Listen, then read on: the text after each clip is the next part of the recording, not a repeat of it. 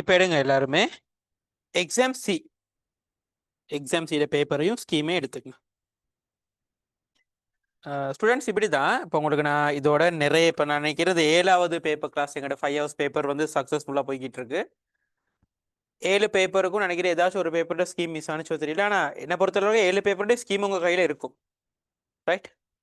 மாற்றீடுகள், கேபிகேசி கேள்விகள், அதே மாதிரி மின் ரசாயன கேள்விகள், எடுத்தீங்கன்னா இன்ஆர்கானிக் கேள்விகள், ரிடாக்ஸ் கேள்விகள் எல்லாமே உங்கள் கையில் இருக்கும். இது வந்து ரொம்ப வர்த்தான பேப்பர். உங்களுக்கு தெரியும் சில கேள்விகள் அட்வான்ஸ் லெவல் மட்டத்தை விடையும் கூட உங்களுக்கு யோசிக்க வைக்கக்கூடிய மாதிரி ஹார்டான கேள்விகளும் இருக்கு. ஏ லெவல் சிலபஸோட போற கேள்விகளும் தான் இதுல இருக்கு. சரியா? தயவு செஞ்சு இந்த பேப்பரையும் இந்த ஸ்கீமையும் பேலன்ஸ் வைக்காம அன்னன்னைக்கு கொடுத்தா கொண்டு போய் யூஸ் பண்ணி பழகுங்க. அதாவது பாருங்க, ஸ்கீமையும் பேப்பரை எடுத்து வச்சு கேள்வியை கொஞ்சம் செஞ்சு பாருங்க. இல்லாட்டி நீங்க சும்மா ஒரு எக்ஸாம் எழுதுறீங்கிற ஒரு எக்ஸ்பீரியன்ஸ் இருக்குமே தவிர டிஸ்கஷன்ல சில தகவல்கள் விளக்கமாகுமே தவிர அதை தாண்டின ஒரு யூஸ் ஒன்றும் உங்களுக்கு பேப்பர்ல உங்களால எடுத்துக்க இயலாது ஃபைனல் எக்ஸாமுக்கு. வேறங்கதா நீங்க சுயமா ட்ரை பண்ற வரைக்கும். எனவே பேப்பரை நீங்க ஒழுங்கா செய்யுங்க. வீட்டில் ஸ்கீம் எடுத்து பாருங்க. ரைட், எடுங்க முதலாவது கேள்வி. இப்ப எங்களுக்கு ஆவர்த்தன அட்டவணையின் 3ஆம் ஆவர்த்தன மூலகம் இங்க கவனிங்களே. 3ஆம் ஆவர்த்தன மூலகங்களை கொஞ்சம் பார்ப்போமே. நம்ம ஆவர்த்தன அட்டவணையில எங்களுக்கு 3ஆம் ஆவர்த்தன மூலகங்கள் இங்க கவனிங்க. இப்போ உங்களுக்கு போர்டில் விளங்குது. சரியா? பொட்டாசியம், கால்சியம், அதே மாதிரி சோடியம், மெக்னீசியம், இந்த மூலகங்கள் விளங்குது. சரி, யாரு 3ஆம் ஆவர்த்தன மூலகங்கள்னு சொல்லுங்க.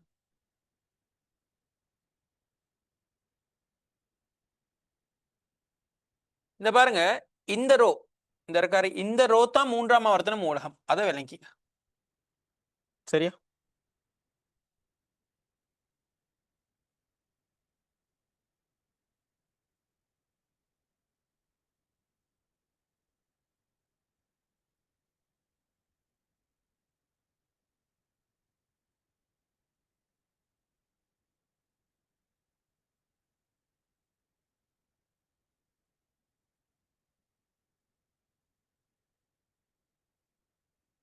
சரி, இப்ப கவனிங்க. ஓரளவு கிளியரா இருக்கும்னு நினைக்கிறேன் போர்டு. ரைட். இப்ப இதுல எங்களுக்கு 3ஆம் ஆவர்த்தன மூலகங்கள்ங்கிறது சோடியத்தின் ஆவர்த்தனம். சரியா? இந்த சோடியத்தின் ஆவர்த்தனத்தை தவிர வேற மூலகங்களோட ஆவர்த்தனத்தை நீங்க இந்த கேள்விக்கு விடையா எழுதுனீங்கன்னா நீங்க இவ்வளவு நாளைக்கு ஆவர்த்தன அட்டவணையை பத்தி எந்த ஒரு நாலேஜுமே இல்லாம அதை அப்படியே மூடி வச்சிருக்கீங்கன்னு அர்த்தம். 27 ஆக்கள்கிட்ட கேட்டா கூட தெரியும் ஆவர்த்தன அட்டவணையில தகவல்கள் என்னன்னு சொல்லி. சரியா? ஏன்னா கேள்வியை வந்து கொஞ்சம் கவனமா வாசி செய்யணும்.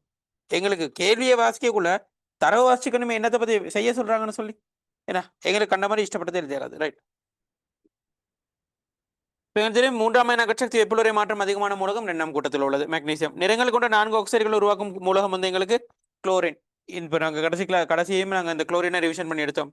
சரி, அதிக உருவநிலை கொண்ட மூலகம் வந்து எங்களுக்கு சிலிகான். சரியா? கடைசி கிளாஸ்ல நினைவு இருக்கா அந்த வலைப்பின்னல் என்சின்னு சொல்லி பங்கீட்டு உள்ள வலைப்பின்னல் இதெல்லாம் போட்டு கழிச்சோம். ரைட். அதிக உருவநிலை கொண்ட ஆக்சைடுகள் உருவாக்கும் மூலகம் வந்து எங்களுக்கு யாரு? அலுமினியம். சரி, அதிக உருகுநிலை கொண்ட ஆக்சைடு உருவாக்கும் மூலகம் வந்து சிலிகான் எங்களுக்கு. அதுவும் சரியா? நீரற்ற குளோரைட்டு ஒரு லூயி அமிலமாக காணப்படும் சேர்வை உருவாக்கும் மூலகம் வந்து அலுமினியம். அலுமினியம், நீரற்ற குளோரைட்டு, லூயி அமிலம், ஆர்கானிக் தாக்கங்கள்ல. நீர் எண்ணெய்ச்சுடன். சரியா? கவனிங்க. எங்களுக்கு நீர் எண்ணெய்ச்சுடன் தாக்கம் புரியாத மூலகம் எங்களுக்கு இருக்கிறது வந்து அதுல சோடியம் சரி, மெக்னீசியம் தான் தாக்க முடியாது. அப்ப எங்களுக்கு நினைக்கிறேன் மெக்னீசியம் சரி தான் ஜாவது. மற்றது எல்லாமே தாக்க முடியும். அதான் ஸ்பெஷாலிட்டி. சரியா? குடிநீருடன் தாக்க முடியும் மூலகம் வந்து எங்களுக்கு சோடியம். ரைட். பொட்டாசியம் இல்ல. பல வடிவங்களை காட்டும் மூலகம் பிற திருப்பம் வந்து சல்ஃபர். ரசாயன ரீதியாக அதிக செயற்றிறனற்ற மூலகம் ஆகன் ஆகன் ஆகன். சரியா? விலங்குது ஆன்சர் என்னன்னு சொல்லி. ரொம்ப சிம்பிளான விஷயம் இது.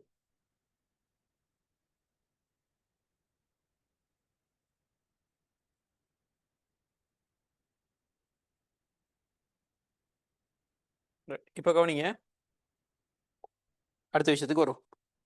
சரி, இப்ப இந்த அமைப்பெல்லாம் வரைஞ்சிருப்பீங்கன்னு நான் நினைக்கிறேன். ரைட். இங்க என்னன்னா கவனிங்க,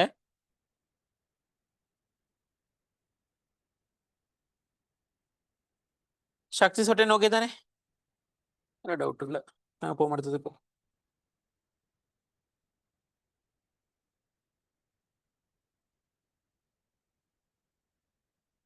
நிறைய பேர் செஞ்சிருக்க மாட்டீங்க போல. இந்த 2வது இதெல்லாம் செய்யல போல. என்ன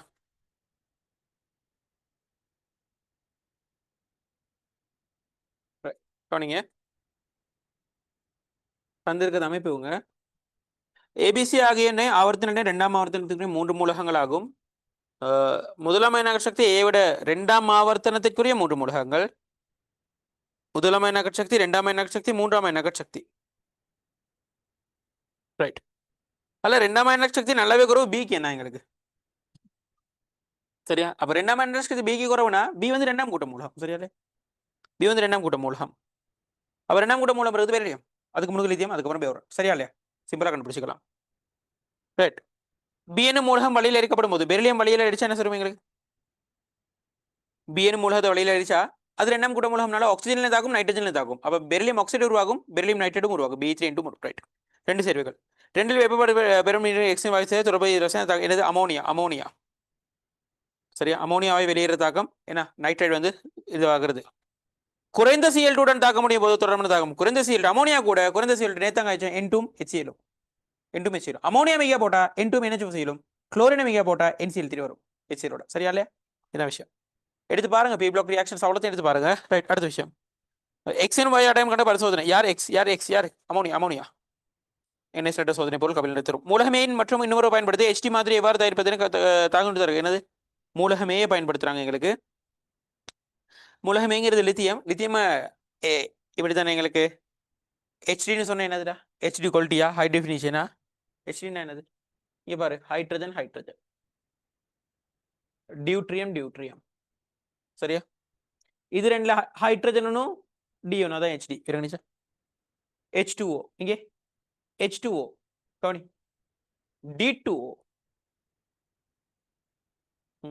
HOD என்ன ஓடி HOD இறங்குதா விஷயம். ரைட். அப்போ அந்த ரியாக்ஷனை பார்த்துக்க தெரியும் உங்களுக்கு. ரைட். அடுத்தது கவனிங்க, அடுத்து எங்களுக்கு காணப்படுறது சரியா? அடுத்து எங்களுக்கு காணப்படுறது என்னன்னா அனைன் சோதனைகள்.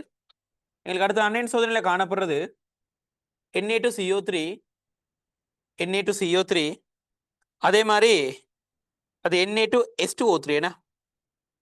அது ஒரு ஆள் வந்து நீங்க Na2SO3 எடுக்கணும், இன்னொரு வந்து Na2S2O3 எடுக்கணும், இன்னொரு வந்து KNO2. இங்க பாருங்க இதெல்லாம் எவ்வளவு லேஸ்ன்னு சொல்லி. ரைட். தெரியும் எல்லாமே எங்களுக்கு என்னது? அனைன் சோதனை தான். 4 ஐதான H2 இங்க பாருங்க, சிம்பிள். ஐதான H2 போட்டு விடுங்க, என்ன நடக்கும் சொல்லு? அடே இதுல CO2 வாயு வெளியேறும். இதெல்லாம் நீ எத்தனை தடவை காய்ச்சாச்சு.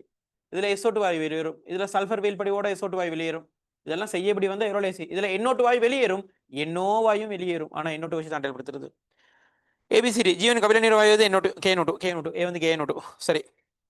தெளிவான கரைசல் தருவதுடன் G2 என வாயு தரும். தெளிவான கரைசல் யார் வரலாம் எங்களுக்கு? G2 வாயு. இந்த இது வரலாம், இது வரலாம் என்ன எங்களுக்கு? பார்ப்போம். தெளிவான கரைசல் தராததுடன் G2 வாயு, அப்ப அது தயோசல்ஃபேட். தெளிவான கரைசல் தருவது G3 வாயு, அதுல டி வரலாம். டி A டி வந்து மாறலாம், ஏன்னா விட 2 வரலாம். விரங்களே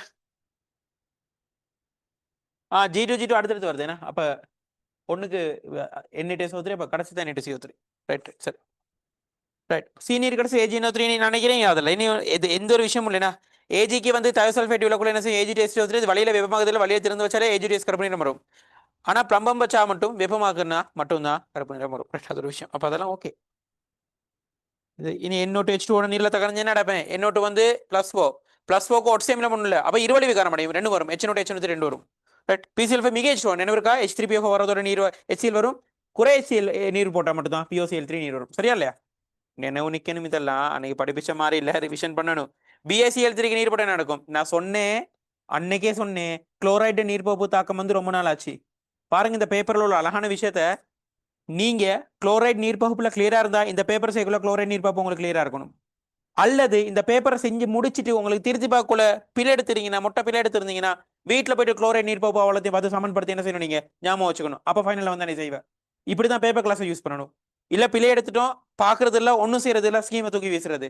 அப்ப எப்படி எங்களுக்கு ரிசல்ட்ஸ் வர போகுது? ஏன்னா பேப்பர் கிளாஸ்ல யூஸ் பண்ற மெத்தட் இருக்கு பாருங்க. நான் குளோரைட் நீர் பாப்பு சொன்னேன், எங்களுக்கு இங்க இருக்கு குளோரைட் நீர் பாப்பு. அப்ப நீங்க செய்யற எக்ஸாம் எங்களுக்கு சீல இருக்கு. என்னது? ABCD சீரத்துல 3வது, பேப்பர் கிளாஸ் 7வது. அப்ப நினைவு வச்சுங்க இந்த மாதிரி விஷயங்களை. இதை வச்சு உங்களோட தியரிய ரொம்ப படிக்க பாருங்க, விளங்குதா? சும்மா நீ பாடமாகிட்டு போகாம. ரைட், அடுத்தது NCl3 NaCl இதெல்லாம் ஓகே. ரைட், எச்சியில் நடுநிலை வெப்பப்படுத்தி மாற்றத்தை கண்டறிய ஒரு மாணவன் நடத்திய பரிசோதனை தரவுகள் கீழே தரப்படல பாப்போம். ரைட், இங்கே சொன்னேன் சொன்னேன் சொன்னேன் சொன்னேன் சொன்னேன் இதை பத்தி நான் காய்ச்சிருக்கேன். அன்னைக்கு நான் காய்ச்சேன் கலோரிமீட்டரை பார்த்துக்கணும்னு சொன்னேன் இல்லையா? 2019 கலோரிமீட்டர் வரல. அன்னைக்கு நான் குளோரைட் நீர் படி சொன்னேன். 2020 அப்புறம் அது வந்து பார்த்தே பெரிய ஒரு கேள்வி வரல. எஸ்ஐக்கு வந்ததுக்கு அப்புறம் இங்கே பாருங்க ரெண்டும் அடுத்தடுத்தா இருக்கு, இருக்கா இல்லையா? அடுத்தடுத்தா இருக்கு எங்களுக்கு கலோரிமீட்டர் கேள்வி. நீங்க பாருங்க எச்சியில் அமிலத்திலும் NaOH 50. இங்கே முதல் தாக்கம் முக்கியம், எங்களுக்கு தாக்கம் முக்கியம். என்ன தாக்கம்? NaOH ஐகோஸோட எங்களுக்கு HCl ஐகோஸ் போட்டா சரியா, NaCl ஐகோஸோட H2 லிக்விட் வெளியேறும் சரியா, தாக்கம் முக்கியம் எங்களுக்கு. ரைட், இதுல எங்களுக்கு தெரியும் ஒரே அமிலத்தை விட எடுக்கிறாங்க, எங்களுக்கு 50 எடுக்கிறாங்க.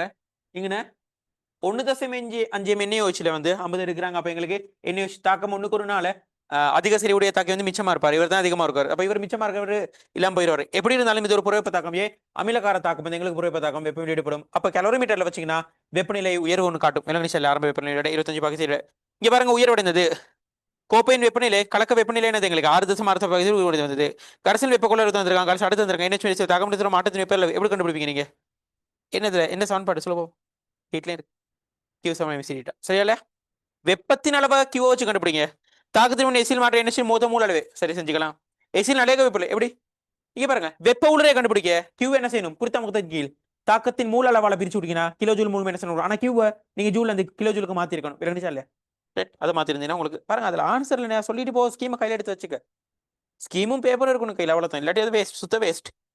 அவ்வளவுதான். இப்ப அடுத்து வந்து எந்திரப்பை மாற்றம். இனி அப்ப நீ யோசிச்சு பாரு, இனி இதெல்லாம் என்ன கேள்வின்னு சொல்லி. என்ட்ரோபி சேஞ்சுக்கெல்லாம் என்ன விஷயம்? இனி அதில் நீ சுருக்கல்ல பிள்ளை விட்டியனா நீ பாபா, சுருக்கல் பிள்ளை விட்டா பாபா. இனி அதை பத்தி எனக்கு ஒண்ணுமே சொல்ல இயலாது. ஏன்னா உங்களுக்கு தெரியும்டா, தியரி கிளாஸஸ்ல நாங்க எவ்வளோ டைம் ஒதுக்க முடியுமோ அவ்வளோ டைம் ஒதுக்கி இருக்கோம். என்னதுக்கு தெரியுமா?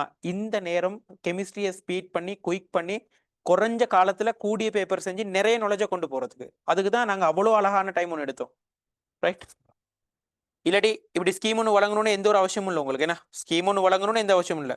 கடவுளேன்னு இப்போ எக்ஸாம் டி இந்த கிழமை நடந்ததுக்கு அப்புறம் உங்களுக்கு ஒரு மாசத்துல மொரட்டோ எக்ஸாம் நடக்குது, பரவாயில்ல. அதுல இருந்து நாங்க இன்னொரு 3-4 எக்ஸாம்னு ஒரு அதுல இருந்து 3 எக்ஸாம் வச்சாலே உங்களுக்கு தெரியும் 10 5 ஹவர்ஸ் பேப்பர் நாங்க ஃபுல் முடிச்சிருக்கோம். அதுல இருந்து இன்னொரு 5-6 எக்ஸாம் நாங்க வச்சாலே ஒரு 17 எக்ஸாம் கிட்ட மாதிரி எங்களுக்கு டாக்கெட்டும் அடிச்சு கேளும் இல்லைங்கதா? எனக்கு ஆசை எக்ஸாம் சீரியஸ் MO வரைக்கும் சரி உங்களுக்கு வைக்கணும்னு சொல்லி இதுல எவ்வளோ டைம் இருக்குதோ அவ்வளோத்துக்கு நாங்கள் வைப்போம் எக்ஸாம்ஸ். ரைட், இதுவும் ஓகே எங்களுக்கு. சமநிலை. ரைட், அடுத்த கேள்வி பாருங்க. ஏன்னா இது வந்து பேசிக் லெவல். சமநிலை N2O கேஸ் NO கேஸ் ஒரு அமைப்பின் வரும் சமநிலை எடுத்தது. N2O கேஸ் வந்து 2 NO தாக்கி N2O3 இவ்வம்பின் ஆரம்பத்தின் முறையே 1 மோல் N2O4 2 மோல் NO ஆனது. சமநிலை N2O அமைப்பு மூல அளவு வரைபடத்தில் தரப்பட்டது. ரைட், யாருடைய மூல் மாற்றம் தரப்பட்டிருக்கு எங்களுக்கு? N2O4க்கு. ரைட், செய்யுமா அதை பிசிக்கல் கொஞ்சம் செஞ்சு எடுப்போம்னா. ரைட், எனக்கு கொஞ்சம் இந்த வரைவு கேள்விகள் தானே இது எல்லாமே. அப்போ கொஞ்சம் கவனிங்க. N2O4 இருக்காரு எங்களுக்கு. N2O4 கேஸோட 2 NO கேஸ் காணப்படுறாரு சரியா. 2 NO கேஸோட 2 N2O3 கேஸ் காணப்படுறாரு. இவன் மீது ஆரம்பத்தின் முறையே N2O4 1 மற்றும் 2 மோல் NO கேஸுடன் ஆரம்பமானது. ரைட், எங்களுக்கு வரைவுல தந்தது ஹலோ யாரோட மாற்றம் தெரியுமா? இங்க பாருங்க, ஆரம்பம் தாக்கம் சமநிலை. எங்களுக்கு வரைவுல தந்தது இங்கே வரைவுல தந்தது இவங்க. இது வந்து ஒரு பெருமானத்துல போறாரு, உங்களுக்கு தெரியும். ஒரு பெருமானத்துல வாராரு. அந்த பெருமானம் சாரி தசம் 7 காணப்படுறாரு சரியா. உங்களுக்கு வரைபுல தரப்பட்டு இருக்கு 1.0 மோல். ரைட், N2O4 யாரோட N2O4 மூலளவு வந்து தந்திருக்காங்க. 1ல இருந்து குறைஞ்ச எத்தனைக்கு வராரு இவரு? தசம் 5க்கு வரார், தசம் 7 வரார் சரியா. அப்ப ஆரம்பத்துல இந்த தாக்கத்தின் பீசமானம் எல்லாத்தையுமே நீங்க எடுத்தீங்கன்னா உங்களுக்கு தெரியும் தாக்கத்தின் பீசமானம் 1க்கு 2க்கு 2. ஆரம்பம் 1 மூல் இருக்காரு, சமநிலையில தசம் 7 மூல் இருக்காரு. எனவே தசம் 2 மூல் முடிஞ்சிருப்பாரு. இவர் தசம் 2 மூல் மைனஸ் எல்லாம் போயிடுச்சுன்னா அவர் மாறிய இவரு தசம் 2 தர 2, அதாவது எத்தனை தசம் 5 மூல் எல்லாம் போயிருப்பாரு. அவர் பிளஸ்ல தசம் 5 மூல் உருவாகி இருப்பாரு. ஆமாவா இல்லையா? இவர் 1 மூல் இருக்காரு, NO கேஸ் வந்திருக்காரு. எத்தனை மூல் எங்களுக்கு? 2 மூல். தசம் 5 எல்லாம் போனுச்சுன்னா NO கேஸ் 1.5 மூல் காணப்படுவாரு. இவர் ஆரம்பத்துல முட்டை, இவர் எங்களுக்கு தசமஞ்சு மூல் உருவாகி இருப்பாரு. இப்ப சொல்றாங்க இவங்க N2O மூல அளவு காட்டப்பட்டிருக்கு, ரைட்? வரைவு வரைய சொல்லியிருக்காங்களா எங்களுக்கு? வரைவு வரைய சொல்லியிருக்காங்களா மூல அளவு மாற்றத்தை? சரி, அப்ப நாங்க மூல அளவு மாற்றத்தை முதல் வரைஞ்சிக்கிட்டே போயிருமே, கொஞ்சம் கவனிங்களே. மூலளவு மாற்றத்தை கொஞ்சம் கவனிச்சிங்கன்னா இங்கண்ணே, ரைட்? நாங்க முதலாவது எண்ணம் வந்து குறையிறாரு 2 மூல்ல இருந்து. இங்க பாருங்க, இங்க 2 மூல் இருக்காரு, போர்டு விளங்குது தானே, ரைட்? இங்க வந்து எங்களுக்கு 2 மூல் இருக்காரு. 2 மூல்ல இருந்து எத்தனை மூலுக்கு வராருன்னா 1.5 மூலுக்கு. அந்த கிராஃபை பாருங்க உங்களோட ஸ்கீம்ல. நான் சொன்ன சரியானு சொல்லி சரிதானே? அளவீடையில சரியா இந்த மாதிரி இடத்துக்கு வந்து முடிகிறாரு, 1.5 மூலுக்கு கிராஃப் ஆறாரு. அப்ப அந்த 1.5 மூல் N2O3 ஆரம்பத்துல முட்டையில இருந்து பாருங்க ஒரு அலகு கூடி இருக்காரு. எத்தனை எங்களுக்கு?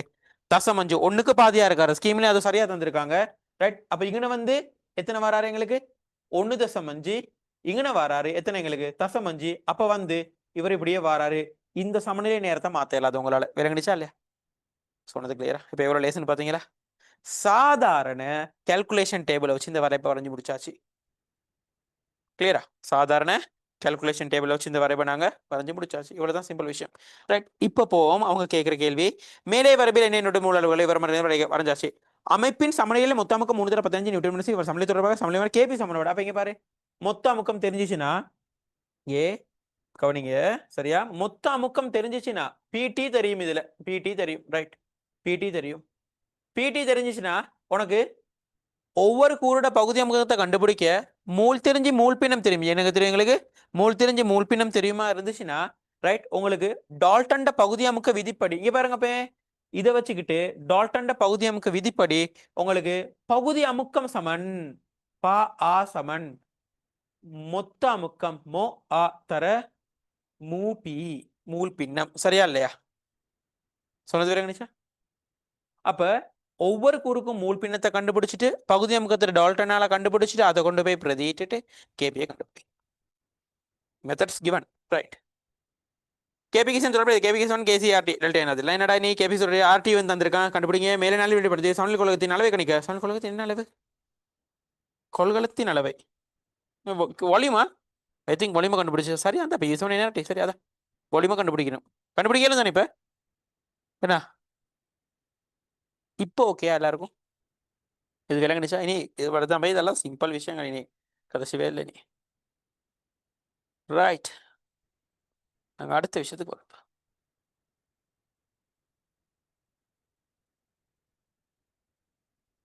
ஆர்கானிக் கேள்வி எடுங்க. Inorganic P block, D block, S block. சரியா? ப்ராக்டிக்கல் அவ்வளோத்துக்கும் ரியாக்ஷன் மட்டும் உள்ள டியூட் ஒன்று தருவேன். நாளைக்கு ஆர்கானிக் ரியாக்ஷன் மட்டும் மாற்றிடு டியூட் ஒன்று தருவேன். அதாவது பேசிக் எல்லாத்தையும் எடுத்து வந்துடும் ஆர்கானிக்கா.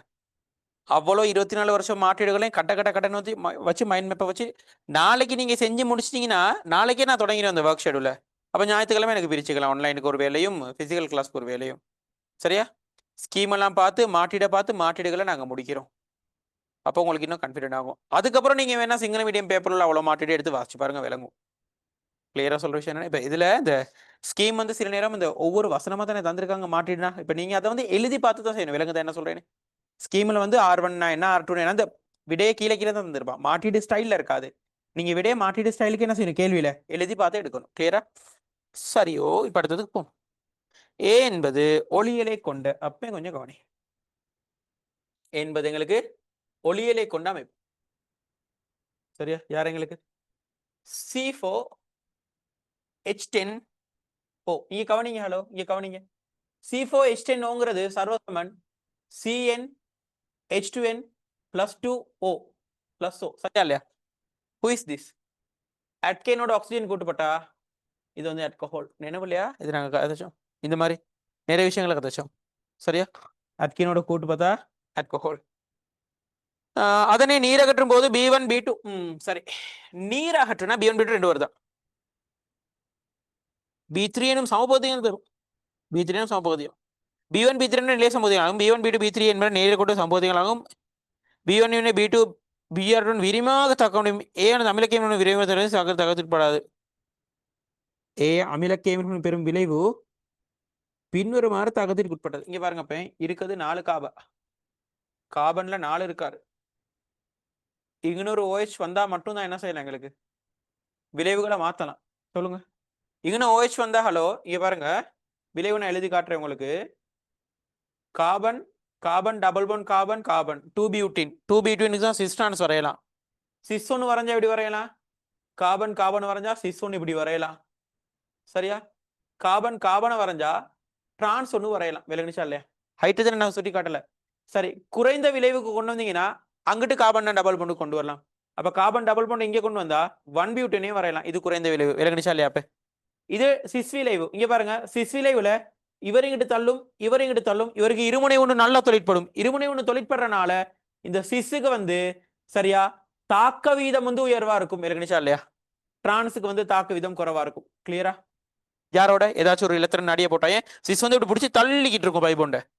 இவரும் தள்ளுறாரு, இல்லாட்டி இப்ப மேல தள்ளுறாரு, இங்கிட்டு 2 கார்பன் வரைஞ்சாலும் தள்ள அப்படியே மேல தள்ளுறாரு, பிடிச்சி மேல தள்ளிக்கிட்டு இருக்காரு. டக்குனு என்ன செய்வார்? பைபோண்ட் வந்து நல்லா வளைஞ்சுக்கிட்டு இருக்காரு, வளைஞ்சு கொடுத்துக்கிட்டு இருக்காரு. ஏன்னா அப்ப டக்குனு வந்து Br2க்கு இணைய முடியும். சரியா? இது ஒரு விஷயம். இங்கன இப்ப அடுத்த விஷயத்துக்கு கவனிங்க.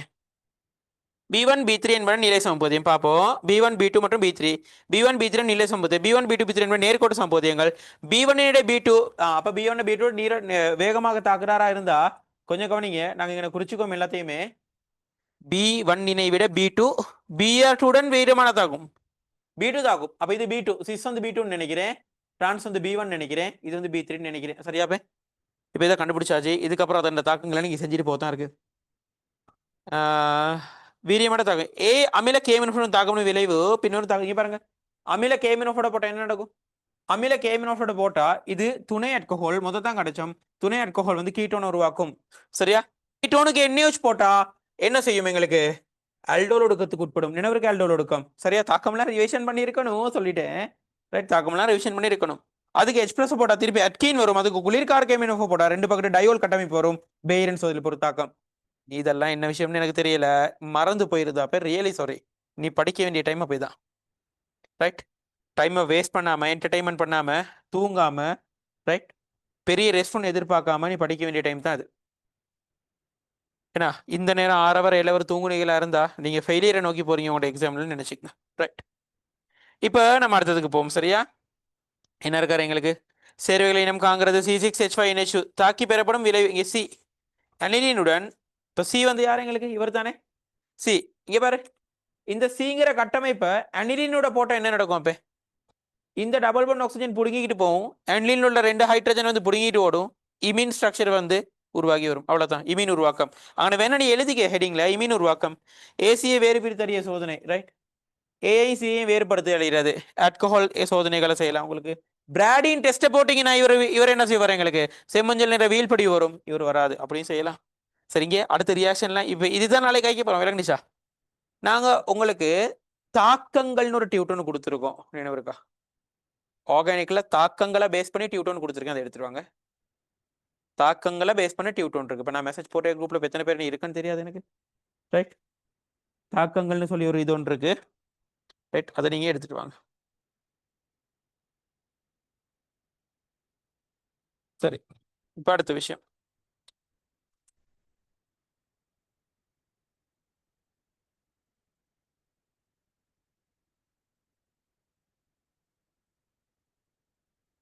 ரைட், இதுல நான் நினைக்கிறேன் அந்த 5வது கேள்வி ஓகேனா?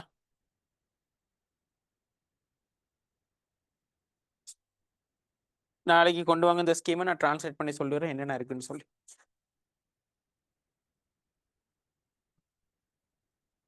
ரைட், இப்போ இந்த மாற்றீடுகளையும் இந்த விஷயங்களையும் ட்ரை பண்ணி பாருங்க. இதுல உள்ள மிச்ச கேள்விகளை நான் உங்களுக்கு அடுத்த கிளாஸ் டிஸ்கஸ் பண்றேன். சின்ன சின்ன விஷயங்கள் தானே இருக்குது, இதுல நாங்கள் அடுத்த கிளாஸ் டிஸ்கஸ் பண்ணி எடுப்போம். தயவு செஞ்சு என்ன செய்யணும்? எல்லா பேப்பரோடையும் ஒரு டே அதுக்கு ஒதுக்குங்க. இல்லாட்டி இன்னைக்கு நைட் ஒதுக்குங்களே, ஒரு 3 hour 4 hour. செய்யலையா? மிஸ் ஆயிருச்சா? Right, it's okay. எக்ஸாம் இன்னும் வரல, எக்ஸாமுக்கு ரொம்ப நாள் இருக்கு. இன்னும் 30 நாள் ரொம்ப நாள்னு வைப்போமே. இன்னைக்கு நைட் ஒரு 2 hour 3 hour இருந்து இந்த கெமிஸ்ட்ரி சிங்கள மீடியம் பேப்பர்ல உள்ள அவ்வளோ ரிவிஷனையும் பண்ணி தியரியை உங்களுக்கு வாசிச்சு கேள்வி செஞ்சு பார்த்து முடிச்சு கேளாதா? அடுத்த பேப்பர் கூட முன்னுக்கு உள்ள பேப்பரை முடிச்சுங்கன்னு தான் சொல்றேன். விளங்குதா? எக்ஸாம் சீட மிச்ச டிஸ்கஷனை நான் அடுத்து செய்கிறேன். தயவு செஞ்சு படிங்க பிள்ளைகள்.